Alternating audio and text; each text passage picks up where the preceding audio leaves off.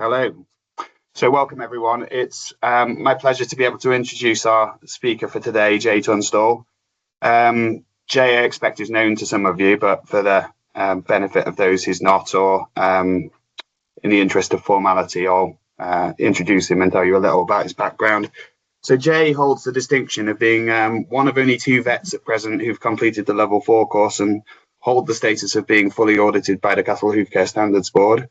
I guess that this was something that Jay would be unlikely to boast about himself, but as the only other vet with this distinction at present is me, I really think it's incredibly cool, so I thought I'd boast on his behalf.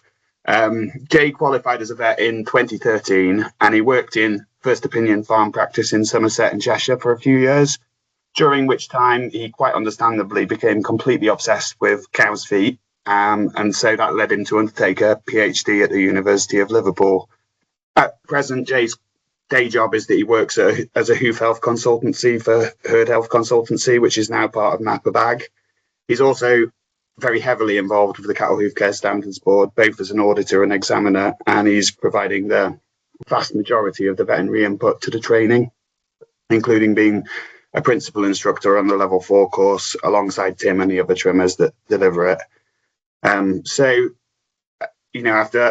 As our final webinar, within the world of hoof trimming, we tend to focus mostly on lameness within the dairy sector.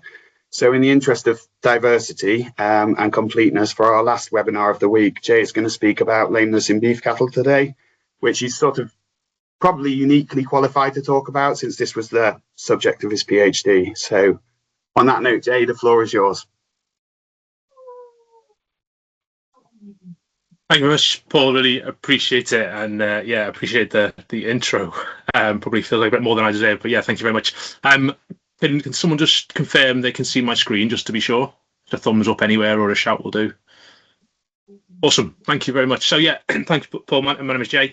I guess if you've got any questions as we go through, feel free to shout at me or say them at the end. I'll make sure I've got time at the end to answer any questions if you do have. But yeah, as Paul said, I'm going to talk to you today about a bit about beef cattle mobility in particular and the findings of my PhD at Liverpool Uni to try and get that kind of word out and get your thoughts, and I guess hopefully just stimulate some thought and some opinions and some interest, hopefully. I'm going to kind of assume that I've got a bit of a mixed audience online, but I know people will also watch this online afterwards as well, so there'll be a good mix of people going on, so I'll try and keep it fairly broad in what I say. But it will be a focus particularly on the hoof trimmer element, I suppose. I guess my first thought is what do you guys tend to see? What are the things in your minds that kind of come to mind when you're thinking about lameness in beef cattle? Do you see much of this? Is this what trimmers are seeing? This is a notably poor mobility animal, quite a significant impairment, and there's a chance that this has been fairly chronic by the signs that are kind of showing that she's probably been down for some while, spending a lot more time lying down in suboptimal environment. So yeah, we probably have somewhere around about 1.3 million suckler cows in the UK, probably about 2 million dairy cows, so we're actually not that far off, but we also produce about 900,000 tonnes of beef, or at least there was just over that in 2024, and we're increasing in 2025. So we got actually a massive number of beef animals in the UK, and we tend to not think about them, tend to not talk about them when it comes to mobility and what we can do and where we're at and what our kind of state of play is and what we could be doing to improve. We do spend an awful lot of time focusing on dairy cattle, despite the fact that actually we're a significant part of the UK cattle industry. So yeah, I'm keen to be thinking about what's going on, what's out there, what kind of lesions are we seeing, what the impact of lameness is going to be on our beef cattle, and perhaps what our perceptions are about it. Then also think what we can do, because that's what's important, right? It's all good and well knowing what's going on, but then we have to think what can we do about it and how can we move forwards. And we'll particularly perhaps think, and I'll encourage you to think about what we could be doing as trimmers. So I conducted a prevalence study. Mobility scored about just over 1,600 finishing cattle and just over 1,000 suckler cows across a lot of different units across the UK, focusing mainly northwest of England and North Wales, but did spread out into the Midlands a little bit and a couple down South Wales. So tried to get a bit of a spread going on of what's going on, but didn't quite stretch right across the UK. And I examined a lot of feet of lame animals and also a sample of non-lame animals to do a comparison, and looked at what lesion types we were seeing, and then tried to just confirm if those lesion types were linking with lameness. Does an animal with that lesion, are they more likely to be lame or not? So did that work to give us a bit of a feel for what's going on. So I suppose let's jump into it then. What sort of prevalences, what did I see? And I guess if we think about finishing cattle first, before I show the answer, I'd just be keen that you think for yourself for a second what you're expecting the answer to be. How many? We take the average unit with finishing animals. We take the last let's say 3 months of their life, and when they're on their finishing ration, what sort of percentage of those animals do you think would be classed as lame? And so my findings were 7.8% of all animals scored were lame. But importantly, really, that farm level prevalence, 8.3% was the average lameness prevalence across the 18 different finishing units that I went to. 8.3%. And this is probably one of my big keys, I think, is this range. A range, some farms had 2% and some were up at 21%, and that's quite a difference. And to me, that's quite good news, I think.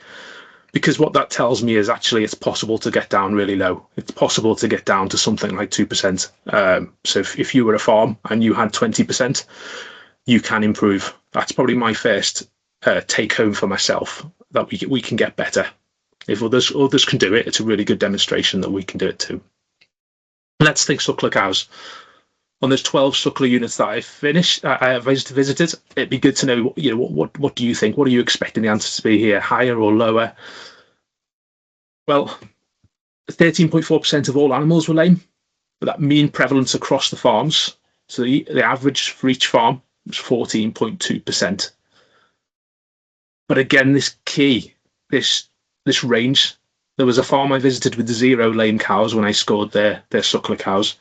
And there was another with almost half of their animals were lame, would be classed as lame, as a high score, high mobility score animal. It's obviously going to be having an impact on that farmer and their income and their morale and their cows.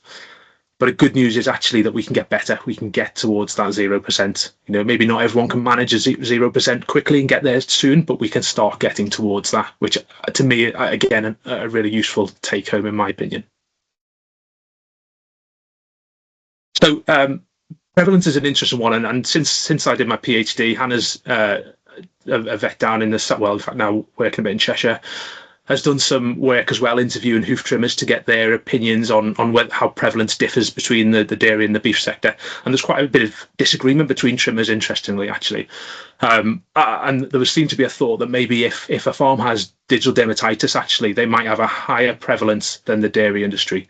Whereas other trimmers thought maybe actually it is lower, but the number of chronic cases might be higher because perhaps they weren't being seen and dealt with soon enough. So the chronic cases, there was more of those, but perhaps less cases overall, unless they had a digital dermatitis issue on farm. So that's our prevalence, and that's hopefully gets us a bit of a step forward, that we at least know what our numbers of what our expected prevalence of lameness is going to be on a suckler unit and on a finishing unit. There'll obviously be variation like we've shown, but at least we've got a starting point of knowing what average is. And then what about the lesions? Because this is a good start, I guess, to knowing what our causes might be, and perhaps even knowing what we can do about it, how we can deal with it. So there was quite a lot of lesions. So I looked at 2,432 claws and just recorded everything I saw. Heel horn erosion was pretty common. Claw overgrowth was common, and so was white line. Interestingly, digital dermatitis was not that common. Certainly present, but maybe not as common as I'd expected it to be, and what some farmers were telling me they expected it to be as well. So I thought that was quite interesting. So more claw horn lesions than infectious causes, perhaps. So that was for our finishers. And then our sucklers, actually a pretty similar image as well. Heel horn erosion, fairly common. Claw overgrowth, common. White line, common. And then dropping off significantly in how common they were when we get to the digital dermatitis and the sole ulcers. But that's great. We know there's lesions. We know there's quite a lot of lesions. But I suppose what I want to know is do those things associate with lameness? So what we really looked at there was, okay, all those animals that have that lesion, do they also are they also lame? Were they scored as lame when they walked? Because I picked up a portion of non-lame animals as well to see if some of these lesions were just incidental, were they just happening anyway and not affecting lameness. But this is the one that really stuck out to me: white line disease. And what this number over in the right-hand side really tells us is that if an animal had white line, she was 20 times more likely to be lame, to be scored as lame by me, than if she didn't have white line. That's a big number in my opinion, and significantly more than any of the lesions actually. So white line we've already seen was quite common, but also quite significantly affected whether that animal was likely to be lame or not. Okay, so that's our finishes. That was certainly the case in finishes, and we've got to note that some of these lesions that weren't seen that often, because they were less prevalent, of course, there's less data going in to tell us their association with lameness, and perhaps if there was more, then we might see a stronger association. But either way, white line is highly prevalent and well associated with lameness in these cases. Keep that in your mind if you can. If we look at our suckler cows, actually not too different a picture. If a suckler cow had white line disease, almost 15 times more likely to be lame, and it was again quite a prevalent lesion as well. So actually, finishers and sucklers, that white line is a really big take home for me, that there's an important lesion there in our beef cattle. What do hoof trimmers think? Well, part of Hannah's work that I mentioned before, she showed that actually digi was probably the most common thing they were finding. That's what certainly their perception was, and I found that quite interesting. That then followed by white line and sole bruising, sole hemorrhage, which are some of our common lesions on a dairy cattle, were actually much less common. That said, I'm interested by this work because I guess how much are those trimmers going on to beef units and doing routine trims and significant trims, or are they going when there's a significant change in mobility, and perhaps they're seeing more digital dermatitis potentially because there's outbreaks or there's big situations that have kind of come about where they're going in to help. I don't know the answer to that, but I wonder whether there's something like that going on. What we did kind of see from Hannah's work is that 10% of beef cattle trims were preventative trims, whereas if we go to the dairy industry, about 50% of dairy cattle trims were more likely to be routine trims, those preventative trims. So yeah, the normal regular visits are much more common in the dairy industry. That's probably not a massive surprise to anybody online. I want to pause for a second and think about our treatment options, because this is going to be key. It's just worth thinking about what do we as an industry, what might be the vets for those farms, and what might the trimmers be influencing? What kind of things are we recommending? And worth bearing in mind, a lot of these farms will be mandated. If they're a red tractor farm, they'll have to have a herd health plan, and that plan has to include, as a minimum, foot care and lameness as part of it. So they should have most of these farms will have a herd health plan of some sort. It should be given some advice regarding how to deal with these cases. For white line, we're probably going to be recommending some of the dairy evidence we've got: therapeutic trim, the block, non-steroidals, anti-inflammatory drugs. And to do those jobs, that requires lifting feet in the air to enable that treatment. But then that's digital dermatitis as well. Even if digital dermatitis is the prevalent lesion on that farm, well, our licensed treatment options are going to be required, and probably some anti-inflammatory drugs for many of those cases are going to be required. For some of the work done, Liverpool Uni suggested that as well. And to do that treatment, that digital dermatitis spray or gel for our licensed options, are likely to require that foot being lifted as well to do a good job of it. So there's possibly a challenge you can see in there that maybe we'll come to later, but I just want to make sure we've highlighted to treat those lesions that are most likely to be most common, we need to be able to lift feet. Okay, we know what lesions are out there. We kind of know how common they are. We know how common lameness is now out there. I guess, does it matter? Is it costing that farmer? Well, we did a study then looking at finishing cattle, and I visited three farms for about 12 months, visited every 3 or 4 weeks, mobility scored every time, and weighed cattle every time. And the cattle that I looked at were all those in the finishing group. followed about 1,100, just over 1,100 animals through the finishing period. Some were lost if there was only one mobility score of that animal or one weight for that animal. But we got a good lot of animals to kind of track them through their finishing period and also get their slaughter data as well to understand the finishing life of those animals, and produce 2 models from it.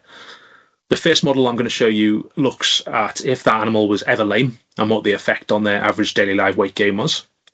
And the second model looks at the impact of the proportion of sessions that I scored them as lame for. So if I went and during their finishing period, let's say, for example, I saw them 4 times, how many of those sessions were they lame for? So the first model is going to look if any of those sessions they were ever lame. The second model is going to look at the difference between if they were lame for more of those sessions. Perhaps they were only scored as lame once in that time, or perhaps some of them 4 times in that out of 4.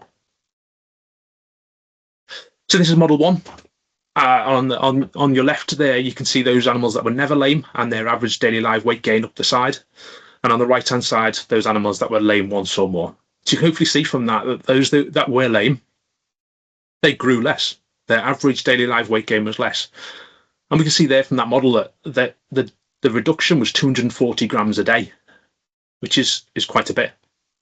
And we'll come and maybe have a little look at what that looks like when we think about our pound signs in a little bit. But this is the second model. So on the left, we've got those that were never lame, never during the whole finishing period were never scored as lame. And the far right there, those that were shown as lame for basically every time they were mobility scored. So every score they had, they scored as lame. And again, there's a significant difference there for those that were lame for every scoring session. Those animals would have an average daily live weight gain 480 grams less than an animal that was never lame. So again, that's quite a big difference, quite a lot of growth lost over that entire finishing period for those animals that were repeatedly scored as lame. So we know that has a cost then. We know that being lame during that finishing period is having a notable impact on those animals. And inevitably then, we can probably accept that might be costing some money. So I did some back of the fag packet sums just to think about how much money that might be. And if we just made some assumptions of a 90-day finishing period, say, and let's say they became lame halfway through that period, and a recent deadweight price, and a big assumption that average daily live weight gain loss equates to a deadweight loss, which it won't be perfect, but just to give us some sort of feeling for what the cost might be. Well, if we just take that they were lame at least once during that finishing period, well, if you were going to get them to the same weight as you would otherwise, you're probably going to add 8 days to your finishing period. Fine. If you're going to send them at the same time period you would have anyway, then we're expecting a £70 loss for that animal. You're going to send them lighter, over 10 kilos lighter, and you're going to expect a £70 loss. If we take that to the at the industry level, so I've said already, told you that 8.3% is our sort of farm level lameness prevalence. And we know that, well, for 2025, the prediction is that it's going to be about 2 million head of prime cattle are going to be slaughtered in 2025. That's the prediction anyway, by the end of the year. That would hit us at £11.6 million a year for the industry, for the UK beef industry, which to me is a massive amount of money. And I think tells us that actually if there's something we can do about this, then it might be worth us investing in this. Yeah, if we know we've got a prevalence of lameness at perhaps, I mean, I mentioned before, some of the farms were just over 20%, when we know they could get an awful lot lower, down to 2%. Actually, there's an awful lot of money saving to be made there over all the animals that we finished across the course of a year. Okay, so it has an impact. I'm hoping you believe me so far. So we've got a prevalence of lameness, we've got our lesion types, and we know that it's making a difference, certainly in the finishes. And we haven't got the evidence, I suppose, but we got some good belief, I think, that we probably expect some impact in our suckler cows as well. Cool. So why aren't we doing something about it? Well, there's a lot of parts to that. That's never a simple question. But I was keen to get farmers' thoughts on what they thought about it, whether they thought it was a problem for them, what was going on, and what was stopping them being able to do something. Because there's no point someone like myself coming along and giving advice and saying, right, okay, you've got a problem, let's all start doing something about it, without understanding what are the challenges. Is it going to be as easy as I think it is? So I tried to ask a lot of questions to understand some of that, and I interviewed 11 finishing units and 10 suckler farmers first of all to kind of get a feel for what their thoughts were, and used a structured kind of interview technique, and then analysed the data that came back to me. I should add that the farms that I went to for this, the farmers were quite varying amongst them, and I made sure I spread as much across the farms I visited across the different geographical areas, but also types of farmers and scales. Some were farming 100 animals at the time, and some had almost 1,000. There's quite a variation, and also age and experience was quite a variation amongst those farmers as well, just to try and give a bit of spread. So first thing I did was ask them how many animals they thought were going to be were lame on that day, just to get a feel for when I was going to go out and score them. Were we on the same kind of opinion? You know, they know their cows. They'll spend a lot of time with them. What did they think was going on? And as you can see here, 19 out of the 21 farmers that I spoke to underestimated lameness compared to my mobility scoring that I performed. 2 of them completely agreed. Firstly, the farmer that had 0 said they had 0, so that was handy. But actually, only one other farmer got estimated the same prevalence of lameness as myself. Everybody else underestimated compared to what I scored when I then mobility scored their animals. So, okay, interesting. But then I thought, well, maybe that's because they don't know the scoring system. So I provided them with the scoring system. I talked them through it, and then asked them for each individual score, how many of each category did they have, to try and see if that then helped guide us on to, if they knew the scoring system and what the threshold was for what the word lame meant to me, was that going to get us any closer? And it did a little bit. It got us a little bit closer. Another farmer agreed, and one now overestimated lameness prevalence. But actually, excuse me, as you can probably see here, 17 farmers still estimated a lower prevalence than I did. What should we make of that? What does that mean? Well, firstly, I think it compares quite a lot with the dairy industry. There's some good research done in the dairy industry showing that we do underestimate lameness prevalence. So probably the beef industry is doing the same thing effectively. We're not identifying it. And I think there's probably quite a few reasons why. I think it's difficult to score them if you're not walking them past yourself, observing them on a firm surface. Yeah, it is pretty difficult to assign a score if they're in a straw shed, for example. Particularly difficult to recognise, particularly the early cases. Maybe some of the quite later cases, yes, fine, but the early cases can be particularly hard to see. So if we're not creating the opportunity to score them, inevitably we will miss them. I guess we're also then not watching them as individuals. We're probably watching them as at least as a pen, as a group, and you probably only start to spot them maybe when someone doesn't get up to come forwards or something like that, which is much further down the line in terms of chronicity, in terms of how long that lesion's been going on for. So yeah, interesting, I thought. And then I took the information from all the different questions I asked them and put it into a sort of piece of software to start breaking down what the themes were that were coming out. What sort of things did farmers want to talk about and respond with? And there was 4 major themes here with a number of minor themes. So the major themes were perception of lameness prevalence, so what they understood of the prevalence of lameness on their own farm. 2 was the technical knowledge and skills of those individuals. 3, the third theme, was about their perception of the impact of lameness, how much that lameness was affecting their animals. And number 4 was about their barriers to the treatment and control, what was stopping them treating and or controlling lameness. So they're the 4 main barriers, and I'm just going to share with you a real snapshot of some of those findings now in the form of some of the quotes, because that was a good way of kind of understanding what farmers think. I'll just show you what they said directly. So when thinking about the perception of lameness prevalence, some farmers said to me, we're used to seeing her terrible, so you don't really, that they're probably never not lame actually. But an interesting site that shows that this farmer perhaps was not really going to call her lame, but then when they really thought about it, actually this is how they are, but they are always that way, they are always lame. And another saying that there are 1 or 2 that aren't carrying their full weight, but they're not.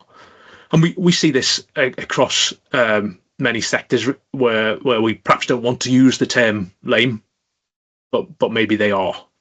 Maybe there's a point where we do need to acknowledge that these animals are a high score or an impaired mobility animal, and we need to think about our terminology and how we discuss that. But we need to acknowledge that these are animals that require action. When thinking about the technical knowledge and skills, there was one farmer I discussed about where their children were gaining their knowledge and experience from. And the response I got was, for all the good it is, you can learn as much at home, to be honest with you. Feeling that actually education in the farming sector wasn't adding value to their farm. Another farmer talked to me about how when they saw what turned out to be a sole ulcer, was saying we do see blisters like a soft, putty, bleeding lump. And then another farmer talking about sole ulcers again and how they burn them out with a dehorning iron, which is an action that is no doubt going to be leading to harm. And another farmer tell me about, as they say, I'm not proud of it, but most of the time they burn themselves out.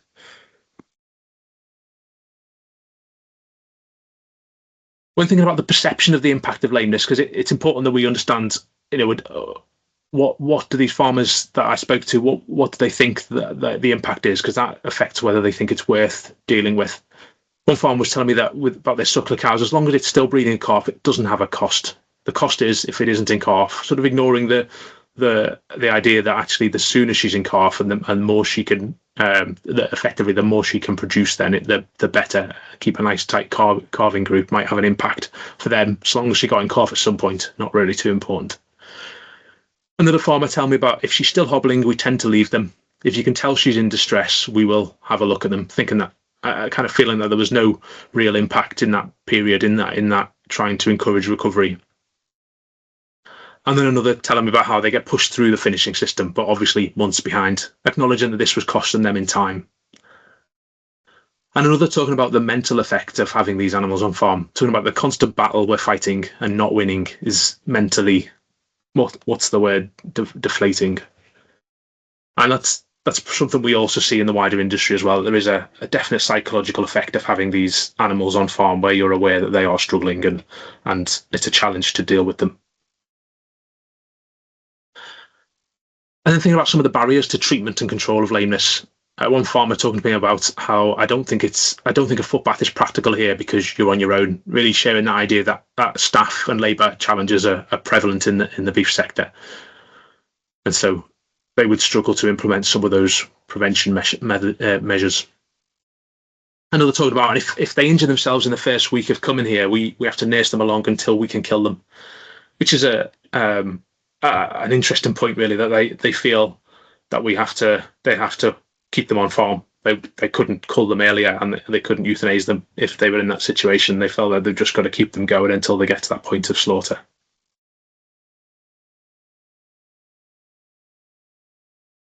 And here, an interesting one is this. Someone talked about the dairy farming neighbour, saying if something's doing to the cows no good, the milk is down. You don't see that with sucklers until something like 6 weeks down the line, highlighting that the impact maybe isn't so obvious, and that stops them getting to the stage of treating it and dealing with it. And another talking about their vet, saying that the vet looks more on the dairy side. Well, I don't think you can compare the dairy side and the beef side, so it's a job for them to. They would give us advice, I think, but would it be the right advice because they look more on the dairy side?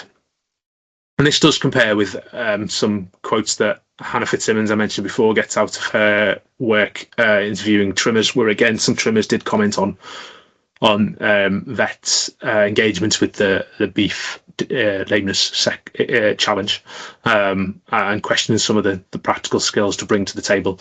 So it's a challenge that I think we need to think about.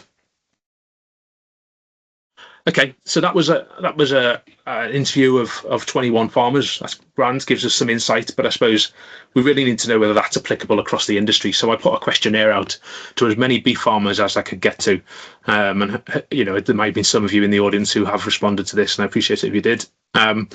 So I got this questionnaire out to quite a lot of farmers and got 532 eligible responses back to try and give us an idea whether this information fits with the wider industry.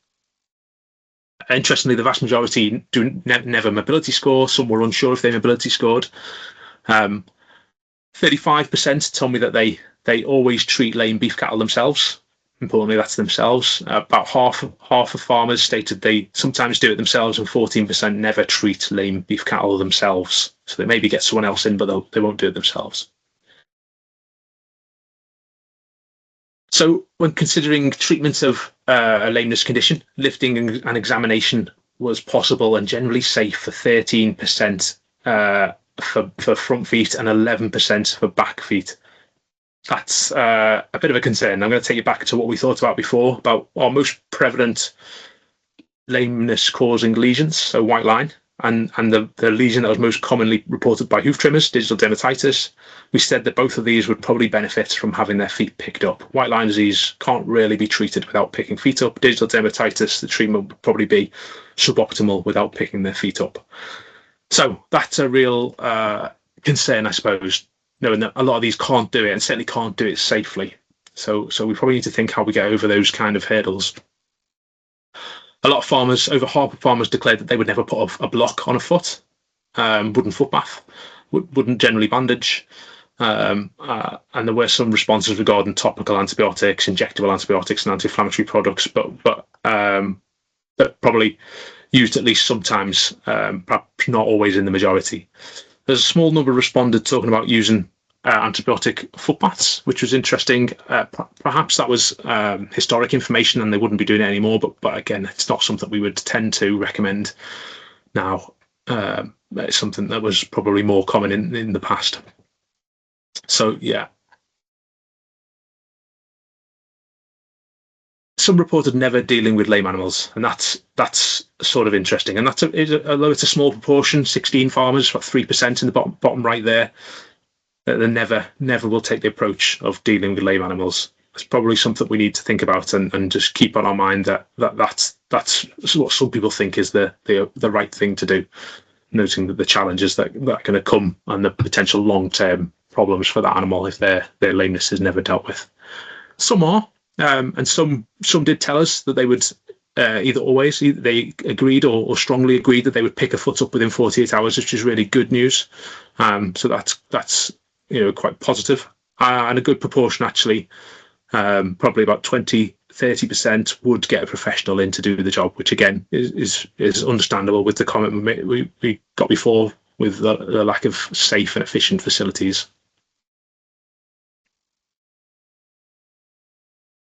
It's interesting to see the views that farmers had of what options were available to them, including emergency slaughter and transportation. So, and I guess we don't know what the types of lameness were that these farmers were talking about, but when asked what sort of options do they think are available to them to deal with a lame animal, most said that treating them was an option. Some felt that monitoring them without treatment was an option, and that's probably just under 50%.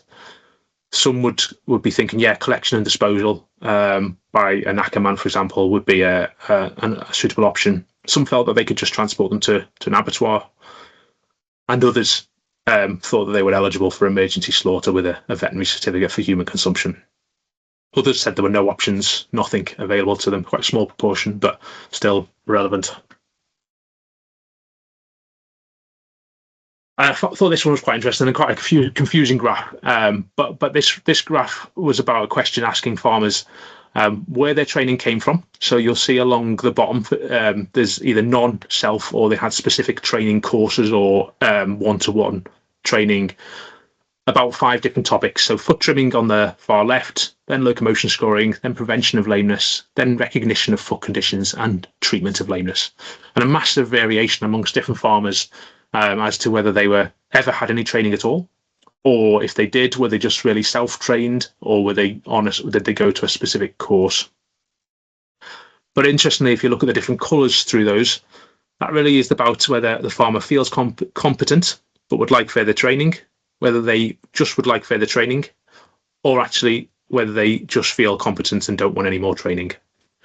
I think a large proportion of farmers here, and a real good take-home in my opinion, a large proportion of farmers want further training. And that's an open door, in my opinion, that people are saying here quite clearly they want training, they want help with this condition. Okay. Some of the notes that kind of came back, there was just like in the interviews I did, there were 4 key themes identified. One was facilities and location. The second was staff, time and knowledge. The third was concerns over drug use. And the fourth, a common theme, was nothing when thinking about barriers to treating lameness. When we think about barriers to preventing lameness, so not treating now, but preventing lameness, there was three main themes. Facilities and location came up again. Staff, time and knowledge came up again. And again, nothing. So there are some farmers out there that really think that there's nothing that should be stopping them from treating or preventing lameness. Some specific quotes I had, that more training on lameness in cattle is needed. Whereas another farmer was telling me that they get better by themselves 90% of the time. Others, very much hard, and just said, nothing prevents me. It has to be treated quickly for the welfare of the animal. And another saying that time, in an ideal world, we'd do more trimming as a prevention of lameness, but they felt time was stopping them doing it. Whereas another was a bit like the first person. I said that knowing what to do and when was their main barrier. So yeah, quite interesting. And pulling across some of the bits that hoof trimmers have said relating to the barriers, really, and there's some clear points about vets coming out of that, is some concerns from trimmers as to whether vets are appropriately supporting those farmers with mobility challenge. Yeah, and I think that's perhaps something we need to keep in mind. So what can we do? We've got a lot of information there, but I suppose we need to think about what we can do. The first thing I think, in my opinion, and I'm absolutely open to comments and thoughts on this, is engage people. Have the conversation. Let's talk about it. If we don't talk about it, nothing will change. Kind of feel like if we keep doing the same thing, not surprisingly, nothing changes. So we need to start that conversation and really think about it. And then some training. People are telling us they want training. Perhaps we as hoof trimmers, as vets, I think most people in the call would probably have a place somewhere in there in engaging with or delivering training. So perhaps there's a real role that we could step up to there and make it clear that this is available to beef farmers as well. I think if you've got specific clients or future potential clients, I think ask them where they're at. So not just tell them stuff. We've got some useful information here that we can share with farmers, but perhaps also we need to ask them what they think's going on and where they think their challenges are as well, and understand what the barriers are to help us get from where we are now to where we need to be in the future. And then I guess there's quite a lot of stuff going on in the dairy industry relating to lameness. We mobility score regularly on a lot of our farms. We have mobility mentors who are qualified and in a place to be able to support those farmers. We often are on regular hoof trimming schedules, having a professional in, but also having programs and training relating to on-farm staff. And we have got kind of scheduled regular appointments. Perhaps there's some of that is actually transferable across to the dairy sector, and we could maybe offer to them as well. So there's quite a few bits and pieces there. But I come back to this because I think it's a real opportunity to share the thing that we're probably, everyone in this room, I suspect, is passionate about. Farmers want training. They want to know what to do and want to be able to gain the knowledge to be able to do more for their animals. So I think that's really cool, in my opinion, and a real opportunity for all of us to be able to help. That can be in lots of different ways, and we've all got our own skill sets as to how we deliver that. But I think farmer meetings and discussion groups, and if you're a hoof trimmer in the room, I guess a question: do you ever get invited, and do you ever look to attend any of these kind of things to be able to just share your thoughts every now and again and just promote what is available? And then that practical training as well in supporting the farmer to be able to trim feet in a safe and efficient manner. So yeah, a lot available, I think, to be able to start moving towards. I'm not saying we're going to get to 0% for everybody anytime soon, but I think we can certainly make strides forwards and start to reduce lameness. And that's, I guess, what all of us in the room, I suspect, are all working towards in our own ways as well. So hopefully something we're all a little bit excited by. So I guess that's me finished, and I'm very open to questions. Before that, I guess I'll say a real quick thank you, because there's a lot of work that goes into a PhD, and a lot of it isn't by the person doing the PhD. There's a lot of stuff that goes on in the background, particularly trying to shepherd someone like myself who's not an academic towards a PhD. So I really appreciate the time of my supervisors and the funders, but also the farmers who engaged and were really keen to help me. So yeah, a lot of appreciation there. So thank you. That's it for me. Thank you for listening. I think it's good to see people keen to know a bit more about lameness in beef cattle. So thank you. Thank you, Dave. It's really, really interesting, and I think there's some sort of very unique challenges that you've kind of addressed there that we're and perhaps I think especially the quote from the farmer who was suggesting that vets spend most of the time focused on dairy, and he's not convinced. You know, he may have a point that when he says he's not convinced that we're going to give the right or relevant advice, and I think, you know, that's probably a good message for many of us as well, as we need to recognise some of the challenges that are unique to the beef sector and adjust our mindset a little and spend more time asking the sort of questions you have about what farmers want or feel they need from us, really, rather than giving them irrelevant advice. Just a question that Elliot has put in the chat, please. He said, on the farm with zero lameness, was there anything that stood out in terms of environmental handling that helped them achieve that? Also, was there anything obvious that stood out on the poorer scored farms? Yeah, really good question, Elliot. Yeah, I think the first thing that stood out. So yes, the farm that had zero lameness, there was. And in fact, there's a couple of farms who had very low level of lameness. If I kind of cover those as a bit of a group, there were probably, on general, better handling facilities. That helps. But the thing that was more obvious to me was the zero tolerance approach.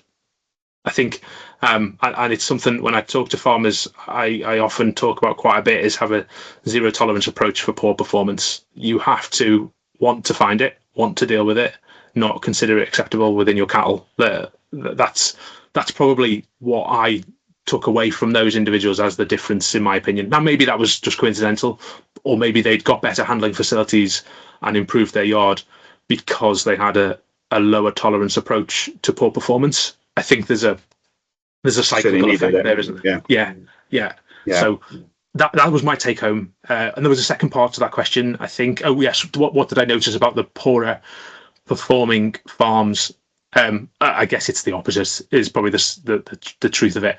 And I think there was a couple of farms, once they got into a challenge, it's a lot harder to get out of it, because once they had quite a bit of lameness and they've got a crush that's kind of inadequate, it's such a big job then to try to then deal with those individuals. They then also have lots of risk factors for lameness that are probably contributing, but when there's quite a lot, it's a lot more expensive to try and deal with it. Their animals are also performing less well, so they're costing them more money, and the money in the system is obviously lower. And obviously I didn't get into the financial details with them as individual farms, but I think we can expect that they will be making less money with the poorer performance. You know, we've seen the impact on finishes. We know that if we extrapolate some information from the dairy sector, we can expect poor performance issues in terms of growth, of their own growth and their own outputs. But we extract some information from the sheep sector, we can acknowledge that actually lameness is probably having an effect on calf growth rates inside the cow. So there's a cyclical financial implication that's probably, I can't prove it from what I've done here, but probably going on. So yeah, I suppose the take home from that, in my opinion, is we do need to deal with these things even when it isn't a big problem. Don't wait for a problem to become a big problem, because then it's a lot harder to deal with and a lot more costly to deal with. Yeah. A question from Alex, please, Jay. As a beef cow vet without much confidence in hoof trimming, do you have any recommendation of who I could get in contact with in order to set up or guide farmers towards some training? Yeah, great absolutely. Opportunity for a plug. There is. Yeah, so I've spoken to a few people about this recently, and I think there is an opportunity, I think, to deliver the so in the dairy sector, and it is focused on the dairy sector. We have there's two Lantra qualifications. You're probably aware of them: first aid for feet and the intermediate course. I do think we can deliver them, and I've spoken to AHDB about this recently. We can deliver them for beef farmers, and I think there's perhaps an opportunity to do them specifically to beef farmers, to bring a number of beef farmers together, because I think there's a bit of a shared experience that is more similar if we were to do that. Now we don't have evidence directly, or much evidence at least, and certainly no UK evidence to say how we should be trimming beef cattle feet. So that we do have to extrapolate our knowledge without a doubt, and that as much as that isn't perfect, that's better than not doing it. So CHCSB can definitely help there without a doubt, and we can put on specific courses. There can be one-to-one training as well. Of course, there's lots of different options out there, and I suppose it depends on what the individual farmers want. But I think sometimes getting together, and I know a lot of practices will have specific discussion groups for beef farmers, and perhaps that's something that could be run specifically for those individuals. Hopefully that answers the question. But yeah, definitely get in touch with CHCSB, get in touch with myself, get in touch with Paul, because I'm sure Paul you'd be in a position as well to help with that. So yeah, there are opportunities without a doubt. Thank you. Any other questions from the audience?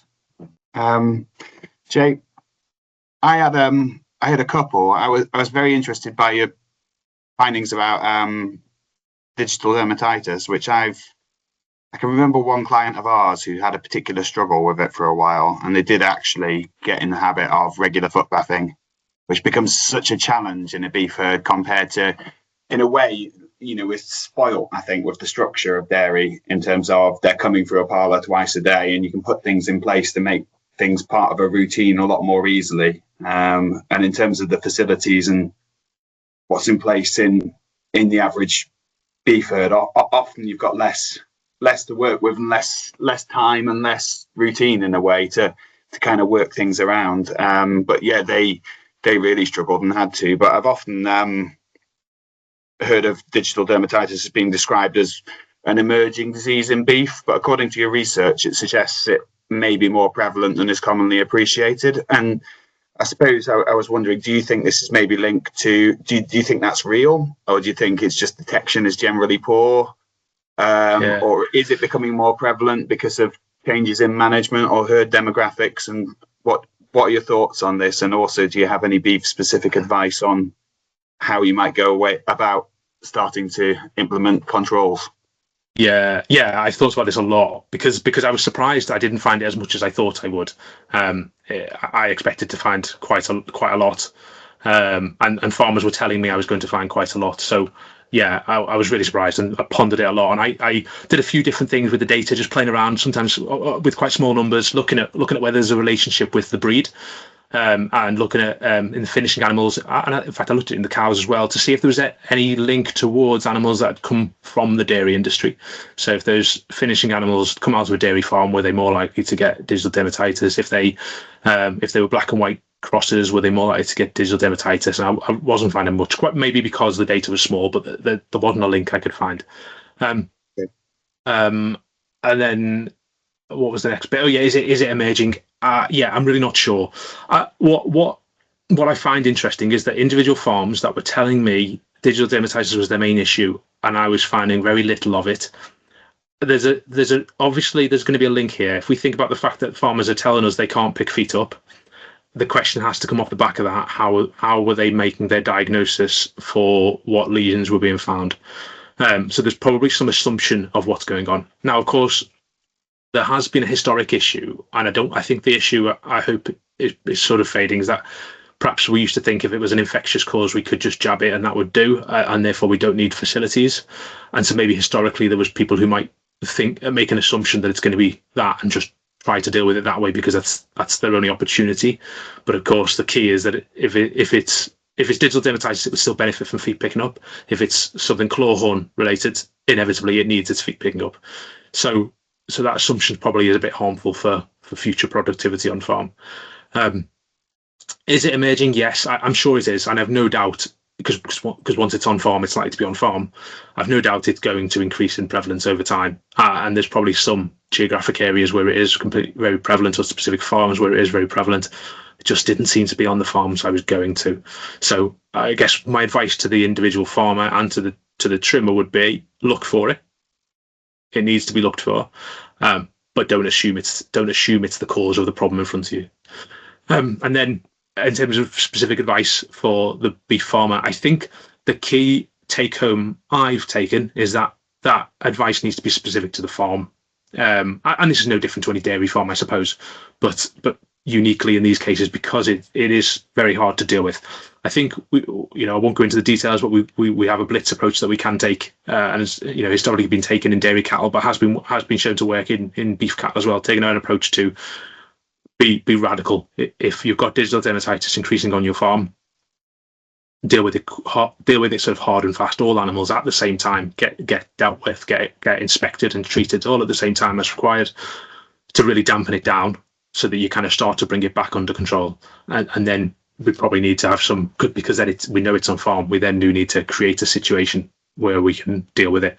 I think the perception of the impact of lameness is the key, I think, to unlocking that, because it's therefore worth investment. If we realise the impact, we realise it's worth investing in our facilities and our environment to make them suitable to be able to footbath. I appreciate that it's harder than in a dairy situation where we are, exactly like you said, Paul, it's quite convenient in many ways, in most systems, not all perhaps, but most.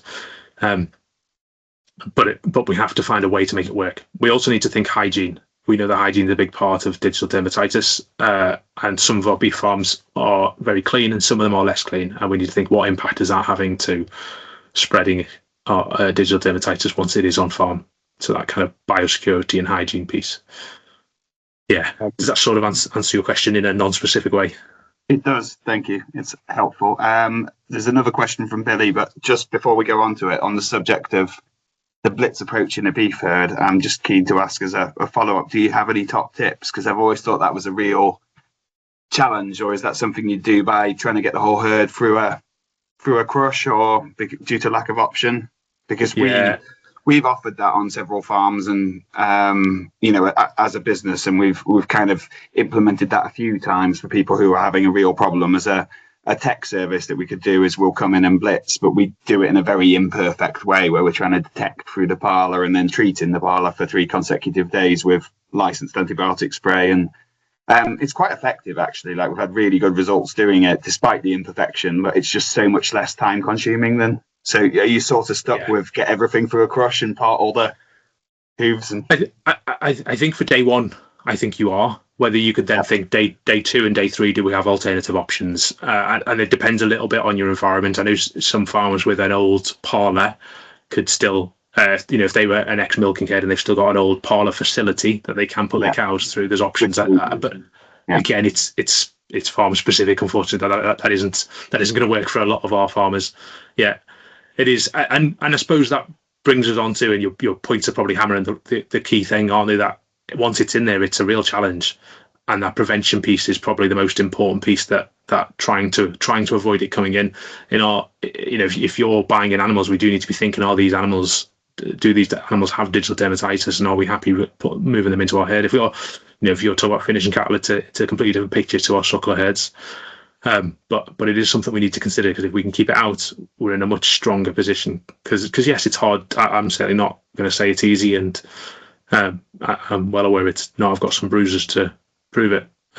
But yeah, keeping it out has got to be the key point.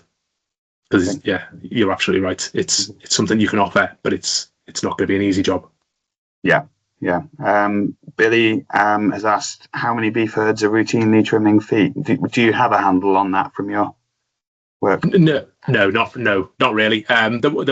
Probably the useful bit of information came from Hannah Fitzsimmons' research of asking trimmers from a survey she put out to trimmers, and they were saying 10% of the beef trims that they did were routine trims.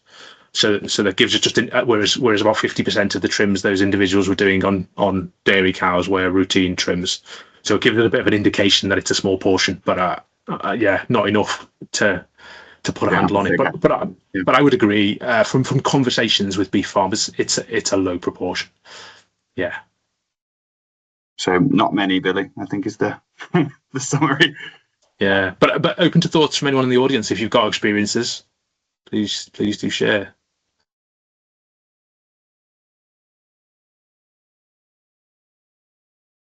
Anything else? Sorry, go on.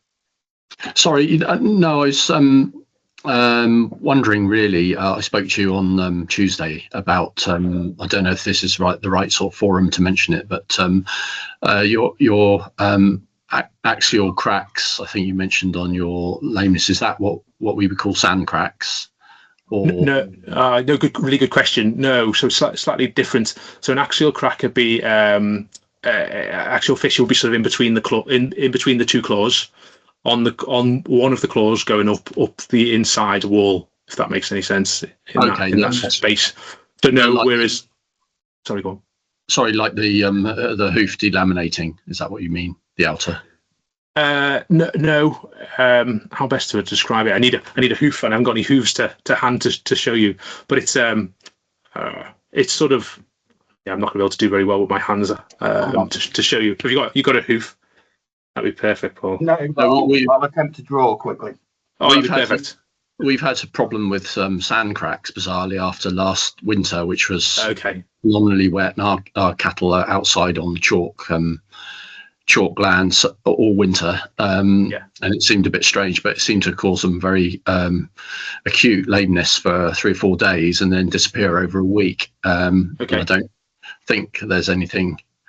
I'm not sure if there's anything we can do about it. But really difficult lesion. Did you have them looked at by? Sorry, are you a trimmer or? No, I'm a farmer. Okay. Yeah. And did you have them looked at in any way, and what did they manage to do?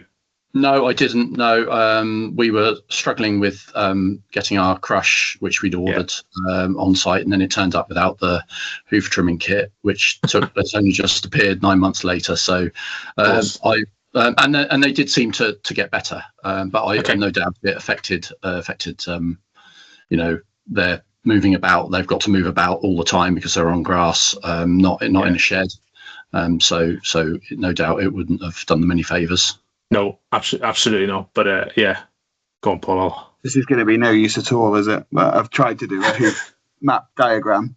So we've got various zones here. So this is the inside of the hoof, and the first third of it is what we'd call, as you go from the sort of tip of the toe backwards, the first third of it, that's what we call the axial wall. So Jay's referring to cracks in there, whereas normally what we call vertical fissures or sand cracks or grass cracks would be more in the other zones of the white line on the outer side of the. Is that? That's what we had. Yeah. Thank you. Yeah, really is really challenging to deal with, and can become really bad if you get corium kind of protruding through and start to pinch. Can be particularly bad. But it sounds like yours improved relatively quickly. I guess what I would suggest keeping a close eye on them, because there are things you can do to ease that a little bit, but not. Yeah, they are difficult to deal with. No two ways about it. Okay, thank you. Yeah, no problem. Did I see something else coming on the chat then? Oh yeah, Benjamin Blowers just said we have a few beef farms routine trimming, but the main question I get is when is the best time of year for suckler herds to do routine trims? Yeah, we don't know, I suppose, is the truth of it. And something I didn't mention is all of the feet I examined were during housing. Some of them have been relatively recently housed, but all during housing, simply for logistics, because farmers didn't really want me to be pulling in their cows from out of grass somewhere far away to mobility score and pick up a lot of feet. But I guess we don't know. And the assumption is I think that the housed environment on a lot of farmers will be worse, but open to thoughts on that. And so perhaps preventative trimming in advance of that might be, or early on during housing might be a sensible time. I suppose, it probably depends a bit on the farm, like you say, when they're housing and how long they're housing for.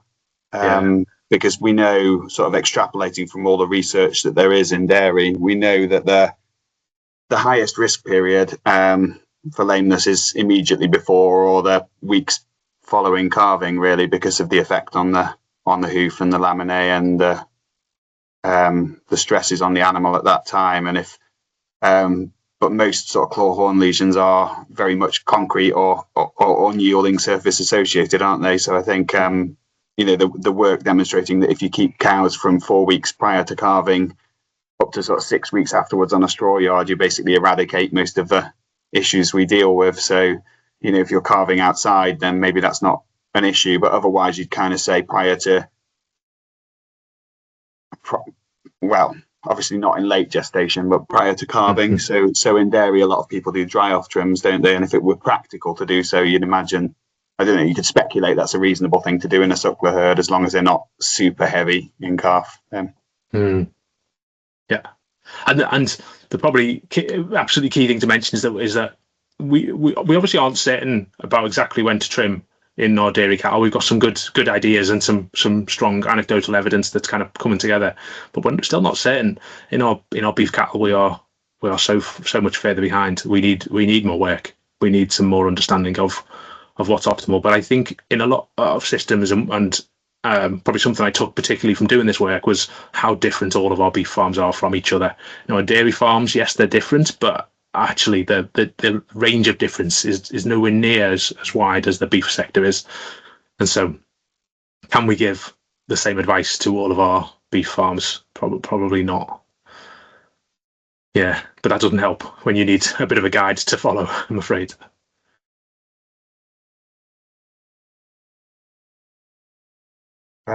Okay, well, if there's nothing else, Jay, thank you ever so much for a really interesting talk. No problem. And thanks for everyone for listening. Thank you. Thank you, Jay. Have a good afternoon. Too.